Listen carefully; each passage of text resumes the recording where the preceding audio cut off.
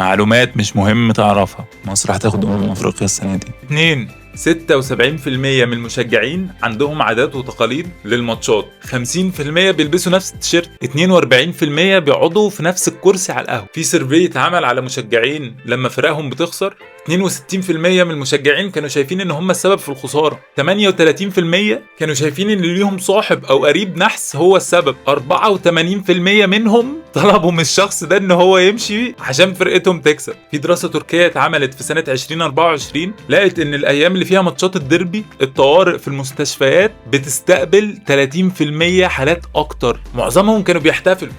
في مشجع حقيقي مش AI اسمه عادل شكل.